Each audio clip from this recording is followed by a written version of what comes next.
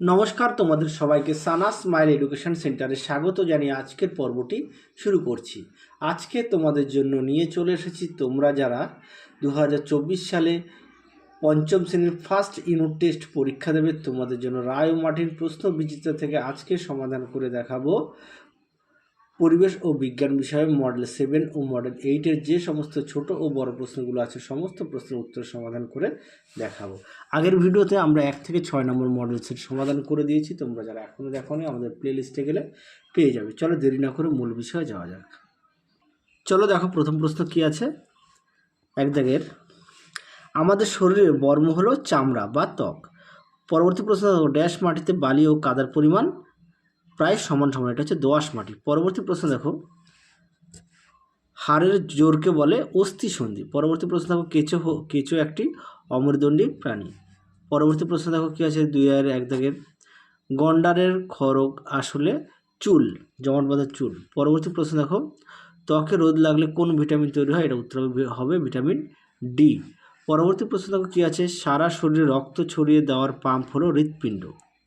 পরবর্তী প্রশ্ন দেখো 3-1 দাগে, দুটি ওষুধি গাছের নাম লেখো, এটা উত্তর হবে কালো মেঘ, তুলসী, বাসক। হ্যাঁ, পরবর্তী প্রশ্ন দেখো 3-2, যক্ষা রোগের লক্ষণগুলি লেখো। উত্তরটা দেখো, দেখে নাও যক্ষা রোগের লক্ষণ। প্রথম বিকালে জ্বর আসে। 2 নম্বর হচ্ছে রাতে প্রচুর ঘাম এবং শ্বাসকষ্ট দেখা দেয়। তারপর 3 নম্বরে সকালে ঘুম থেকে ওঠার পর টানা কফ উঠতে থাকে। 4 নম্বর হচ্ছে খাবারে অরুচি, বুকে ব্যথা হয়। অসুখ বাড়লে কাশির সঙ্গে কাঁচা রক্ত ওঠে। ক্রমশ দেহের ওজন কমতে থাকে। তাহলে উত্তরটা তোমরা দেখে নিয়েছো।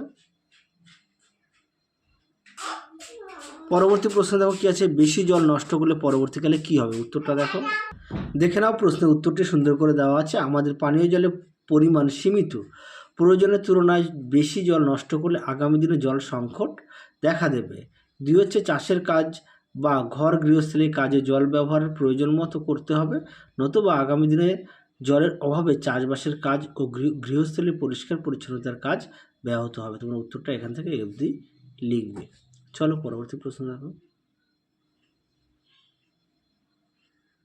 চলো এবার আমরা মডেল 8টা সমাধান করে দেব। প্রথম প্রশ্ন দেখো কি আছে, আমাদের শরীরের চামড়া কোথাও পুরু কোথাও পাতলা।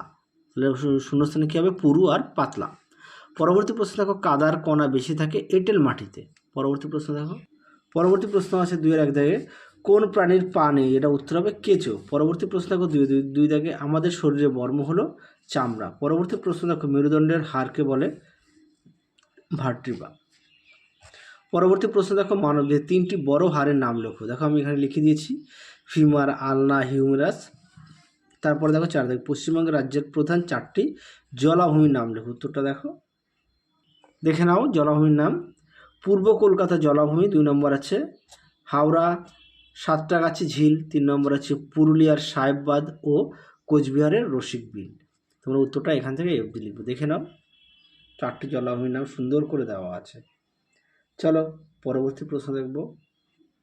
তাহলে তোমাদের এই মডেল সেটে আমরা 7 ও 8 নম্বর মডেল সেটটা সমাধান করে দিয়েছি। আবার দেখা হবে তোমাদের পরবর্তী ভিডিওতে। তোমরা সবাই সুস্থ থেকো, ভালো থেকো, টাটা।